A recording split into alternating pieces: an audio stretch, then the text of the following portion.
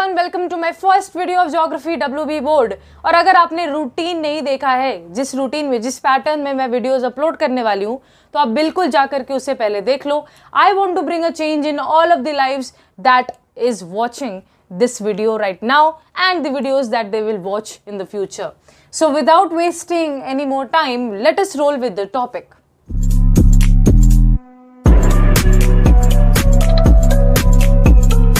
Exogenetic processes and resultant landform, ये आपका chapter number 1 है WB बोर्ड का। Is that clear? तो इस चैप्टर को बहुत ही प्यार से पढ़ेंगे, ठीक है। 30 मिनट का एक वीडियो होगा और आप बहुत ही प्यार से उसे पढ़ सकते हो। नोट्स भी मैं लिख रही हूँ, हैंड रिटन नोट्स, जो कि बिल्कुल बहुत अच्छे नोट्स है भाई साहब। मैं यहाँ पे अपना तारीफ नहीं कर रही, लेकिन 92 मिला था मुझे ज्योग्राफी में। उम्मीदें और थी, पता नहीं क्यों मैप पॉइंटिंग या किधर मेरा मार्क्स लूज हुआ, लेकिन ज्योग्राफी मुझे बहुत अच्छा लगता था फॉर सम रीज़न, ठीक है। So without wasting any more time, let us understand this topic. देखिए, बहुत ही प्यार से हम पढ़ेंगे और बहुत ही फील लेते हुए पढ़ेंगे। आपको चैप्टर ही नहीं लगना चाहिए। Is that clear? सो शुरुआत करते हैं ज्योग्राफी इस शब्द से। आप मुझे बताओ, ज्योग्राफी शब्द आप पहली बार तो सुन नहीं रहे हो। मुझे बताओ कि ज्योग्राफी का मीनिंग क्या होता है। ज्योग्राफी का मीनिंग क्या होता है आपको समझना होगा बच्चों कि ज्योग्राफी दो शब्दों से मिलकर बना है। It has been made with the combination of two words, that is geo plus graphy. The word geo simply means earth, and graphy means study. यानी कि geography is basically a subject, it is a topic where we are going to talk about earth, we are going to study about earth. और हमारी पृथ्वी, हमारी अर्थ इतनी सुंदर है कि उसके बारे में बात करते ही मन में बहुत ज़्यादा एक्साइटमेंट, बहुत ज़्यादा प्यार उमड़ आना चाहिए। मैं बोल ही रही हूँ, ज्योग्राफी मेरा बहुत पसंदीदा सब्जेक्ट था, तो आई बिलीव कि आपको भी ऐसा ही फील होना चाहिए। तो आपको समझ में आ गया कि ज्योग्राफी का मतलब होता है दीदी, it is a subject way we are going to study about earth. Is that clear? देखो, लैंडफॉर्म जो है ये एक शब्द से बना है which means land formations. Land formations. Is that clear? So landforms का मतलब होता है all the different types of structures that we are seeing on the earth surface. आप सब जानते हो हमारे अर्थ सरफेस पे, ये हमारा अर्थ सरफेस है। सपोज मैं ड्राइंग में बहुत ज़्यादा गंदी हूँ, तो डोंट ट्राई टू जज दैट। हमारे अर्थ सरफेस पे डिफरेंट टाइप्स ऑफ लैंडफॉर्म्स हमें देखने को मिलते हैं। कहीं माउंटेन्स है, तो कहीं प्लेटोज़ है, कहीं प्लेन है, कहीं वैली है, अंदर ये पार्ट दब जाएगा। ये इतने सारे स्ट्रक्चर्स हमें देखने को मिलते हैं। ये जितने भी स्ट्रक्चर्स हैं अर्थ के ऊपर, अर्थ सरफेस के ऊपर, ये जितने सारे स्ट्रक्चर्स हैं, ये जितने सारे formations of different types of land हैं, इनको ही हम लैंडफॉर्म्स बोलते हैं। मेजर लैंडफॉर्म्स हमारे क्या क्या हो जाते हैं? माउंटेन, प्लेन्स, प्लेटोज, ये सारे मेजर लैंडफॉर्म्स हैं। हालांकि और भी हैं जिसके बारे में इस चैप्टर में हमें पढ़ना है। तो आपको क्या लगता है, ये क्या अंधाधुंध ऐसे ही हो गया? नहीं, ये लैंडफॉर्म्स जो फॉर्म हो गए हैं, ये जियोमॉर्फिक प्रोसेस के कारण हुए हैं। What do you mean by geomorphic process? Geomorphic process simply means, geo आ गया ना शब्द, I am writing also, geomorphic process. Geomorphic process simply means the whole process which change the structure of the earth. Externally बोल लो या internally बोल लो, वो सारे वो चीज़ें, वो सारे वो प्रोसेस जो अर्थ के स्ट्रक्चर में बदलाव लाती हैं, अर्थ के शेप में बदलाव लाती हैं, उनको हम कहते हैं जियोमॉर्फिक प्रोसेस। और जियोमॉर्फिक प्रोसेस के कारण लैंडफॉर्म्स बनते हैं। ये जो चेंजेस हैं, इनके कारण लैंड फॉर्मेशंस होते हैं। Now I would like to explain you a bit about this geomorphic process. Geomorphic process यानी all the processes which bring about a change of the shape and the structure of the earth's surface or the earth in general is known as geomorphic process. देखो आप class 10 के बच्चे हो, आपको उसी तरीके से मैं पढ़ा रही हूँ, हर एक बेस को क्लियर करते हुए बच्चा जो है हर सब्जेक्ट से प्यार करेगा, आई कैन गारंटी दैट, ठीक है। अब यहाँ पे समझो जियोमॉर्फिक प्रोसेस दो तरीके के होते हैं, exogenetic process, endogenetic process. Exogenetic process, endogenetic process. Exo शब्द का मतलब होता है आउटसाइड द अर्थ सरफेस। ये अर्थ है, मान लो ये अर्थ का सरफेस है, इसके नीचे हमारा इंटीरियर में मैग्मा जो भी है, हमारा मैग्मा कोर वो सब है। तो अर्थ सरफेस के ऊपर जो प्रोसेसेस हो रहे हैं और वो अर्थ के स्ट्रक्चर में चेंज ला रहे हैं। ये मान लो अर्थ है, तो अर्थ सरफेस के ऊपर जो चेंजेस हो रहे हैं, यानी आपके आसपास जितना भी एरिया है वहाँ जो चेंजेस हो रहे हैं, और वो चेंजेस हमारे अर्थ के स्ट्रक्चर और शेप में बदलाव लाते हैं, वो सारे प्रोसेसेस को हम कहते हैं एक्सोजेनेटिक प्रोसेस। और एंडो यानी कि अर्थ सरफेस के अंदर इंटीरियर में, एंडो यानी अंदर इंटीरियर में जो प्रोसेसेस हो रहे हैं, जो हरकतें हो रहे हैं और वो अर्थ सरफेस पे चेंज ला रहे हैं, कुछ ना कुछ लैंड फॉर्मेशंस क्रिएट कर रहे हैं, उन सभी प्रोसेसेस को हम कहते हैं एंडोजेनेटिक प्रोसेस। अब आपको प्रोसेस के बारे में नहीं पढ़ना, आप प्रोसेस बोलते हो या प्रोसेस बोलते हो, जो भी बोलते हो, ठीक है, it is up to you, don't make fun of me for calling it process, because I don't know why I love calling it that way, ठीक है, इट डजंट मैटर। आपको प्रोसेस के बारे में या प्रोसेस के बारे में नहीं पढ़ना है, आपको पढ़ना है, एक इंपॉर्टेंट टर्म यहाँ पे यूज कर रही हूँ, एक्सोजेनेटिक फोर्सेस। देखो आपको वो सारी चीजें पढ़नी है जो बेसिकली ये हरकतों को प्रोवोक करती हैं। क्या मतलब, दीदी वो कौन से फोर्सेस हैं जो अर्थ सरफेस पे ऊपर से चेंजेस लाने पे मजबूर किया करते हैं, यानी वो कौन सारे फोर्सेस हैं, वो कौन सी ऐसी ताकतें हैं जो अर्थ सरफेस को बाहर से शेप देती है। All those forces which bring about the change in the shape and structure of the earth's surface from outside, that is known as exogenetic forces. इसमें आप एक दो एग्जाम्पल दे सकते हो क्या मुझे? मैं देती हूँ आपको एग्जाम्पल, और आपका चैप्टर भी उसी बारे में है। रिवर, ये सारे हमारे नेचुरल एजेंट्स हैं, नेचर के एजेंट्स हैं ये, जो अर्थ सरफेस पे बाहर से चेंजेस लाते हैं।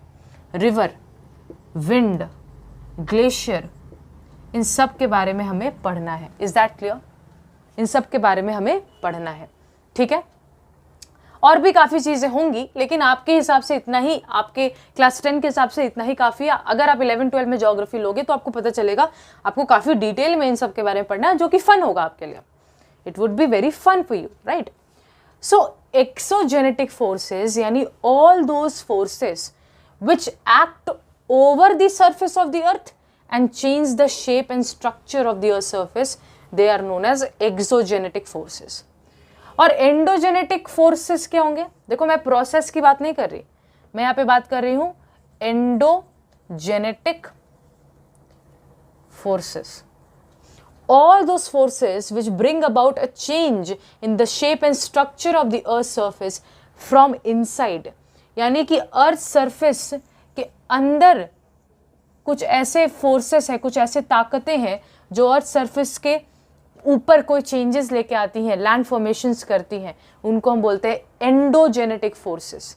यानी एक्सोजेनेटिक यानी अर्थ सरफेस के बाहर कुछ ऐसी ताकतें, ऐसे कुछ फोर्सेस जो अर्थ सरफेस पे चेंज लाती हैं, और एंडोजेनेटिक फोर्सेस यानी अर्थ सरफेस के अंदर कुछ ऐसी ताकतें जो अर्थ सरफेस पे चेंज लाती हैं। थ्रू देखो, अर्थ सरफेस के बाहर, ये अर्थ सरफेस है, इसके बाहर होने वाले चेंजेस जो अर्थ सरफेस को बदलती हैं, all those forces which are acting on the, that is, this is the earth surface, the forces which is acting on the और over the earth surface from outside and changing the shape and structure of the earth's surface, that is known as exogenetic forces. And all those forces which are acting from inside the earth's surface and changing its shape and structure, that is known as endogenetic forces. Is that clear? आपके दिमाग में आ रहा होगा कि दीदी exogenetic का तो आप रिवर, विंड, ग्लेशियर बता रही हैं, एंडोजेनेटिक का एक दो एग्जांपल दीजिए। अरे अर्थक्वेक, अर्थक्वेक आप सब जानते हो, ठीक है, कभी इसके बारे में भी डिटेल में चर्चा होगा। अर्थक्वेक हो गया, अर्थक्वेक के कारण जो वोल्केनिज्म होता है, अब वोल्केनिज्म भले ही जो वोल्केनिक एक्टिविटी है वो अर्थ सरफेस पे नजर आती है, लेकिन उसका कारण वो हुआ क्यों, उसका तो आंसर आपके धरती के नीचे पड़ा है ना। ये बातें आपको पता है, आई अज्यूम दैट, ठीक है। अगर नहीं पता तो वो भी कमेंट सेक्शन बता देना, अगले वीडियो में वो छोटा सा पार्ट आगे इंट्रो में कवर कर दूंगी, ठीक है। तो हम लोग अभी तक क्या पढ़ चुके हैं? हम लोगों ने पढ़ा कि लैंडफॉर्म का सिंपल मतलब होता है दीदी कि वो सारे different types of land formations जो हमें अर्थ सरफेस पे दिखाई देते हैं ड्यू टू जियोमॉर्फिक प्रोसेसेस, उसको हम बोलते हैं लैंडफॉर्म। और ये जियोमॉर्फिक प्रोसेसेस दो तरीके के हो सकते हैं, एक्सोजेनेटिक, एंडोजेनेटिक। एक्सोजेनेटिक प्रोसेसेस यानी वो सारी हरकतें जो अर्थ सरफेस के ऊपर होती हैं, और एंडोजेनेटिक यानी वो सारी हरकतें जो अर्थ सरफेस के नीचे होती हैं। डेन्यूडेशन एक इंपॉर्टेंट पार्ट है, जरा ध्यान से देखो। Denudation is a process. Denudation is a process which causes leveling of the earth's surface.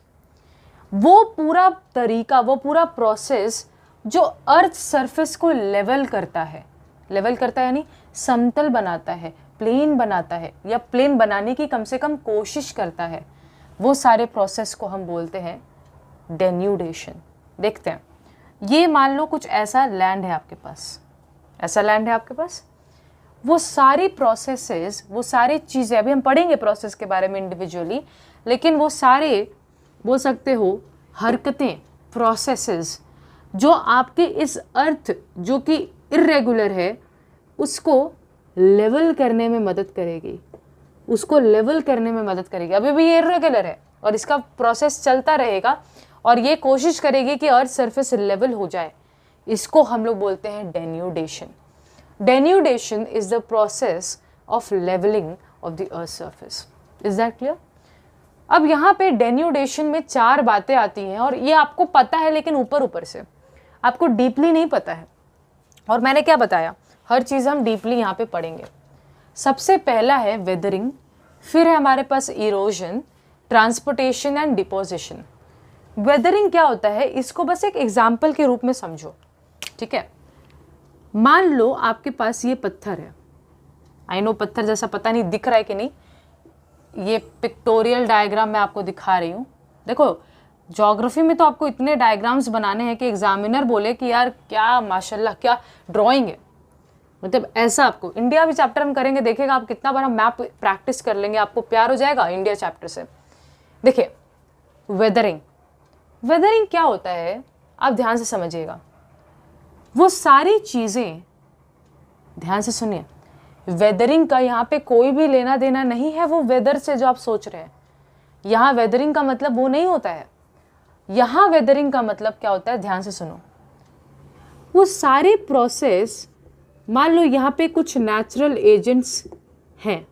Natural agents में हमारे दिमाग में तीन नाम इस चैप्टर में आने चाहिए, रिवर, फिर क्या है, बोलो बोलो, विंड, ग्लेशियर, ठीक है।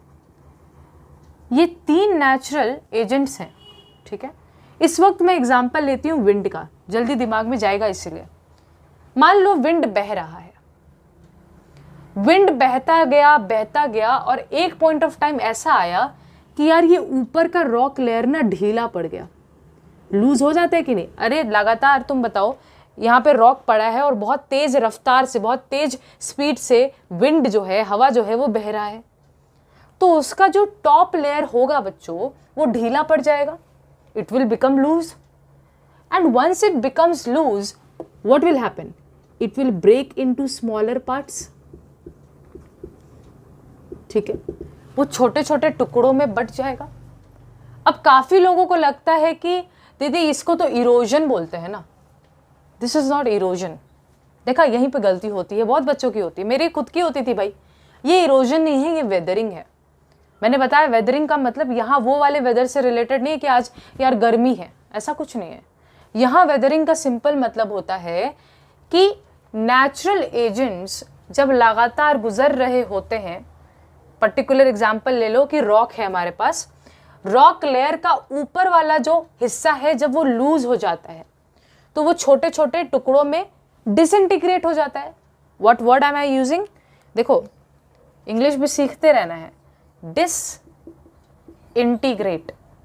डिसइंटीग्रेट इट मीन्स टूट जाना। बोलते हैं ना हम लोग, अगर आप बंगाली हो तब समझते चुरमुर। चुरमुर क्या होता है? फुचका को बस उसको एकदम क्या बोले, उसको क्रश कर दिया है। तो यहाँ पे वही मतलब है डिसइंटीग्रेट, यानी जो हमारे ऊपर के लेयर है वो डिसइंटीग्रेट, छोटे छोटे टुकड़ों में बट गए हैं। इस प्रोसेस को हम बोलते हैं वेदरिंग। इससे सरफेस लेवल होगा। ये एक पहला पड़ाव है लेवलिंग के प्रोसेस का। पहले टॉप लेयर को क्या करना है? छोटे छोटे टुकड़ों में गिर जाना है या बट जाना है, जस्ट बिकॉज वो लूज हो गया था, क्योंकि लगातार नेचुरल एजेंट्स जो है वो अपना एक्टिविटीज कर रहे थे। बात समझ में आया? अब देखो इरोजन क्या होता है। अब बहुत बच्चों को लगता है कि दीदी इरोजन और वेदरिंग तो सेम लग रहा है। नहीं, वेदरिंग यानी पार्टिकल्स का लूज हो जाना, टूट जाना, लेकिन इरोजन का मतलब होता है कि जब वही टूटे हुए पार्टिकल्स, देखो ये टूटे हैं यहाँ पे, लेकिन अगर वो अपने जगह से शिफ्ट हो जाए और शिफ्ट होने के कारण वो नीचे के ज़मीन को घिस दे, शिफ्ट होने के कारण वो नीचे के ज़मीन को घिस दे, उस प्रोसेस को हम बोलते हैं erosion. So what is erosion? Erosion is basically the shifting or the shift of the disintegrated particles produced due to weathering, which results into wearing and tearing of the surface.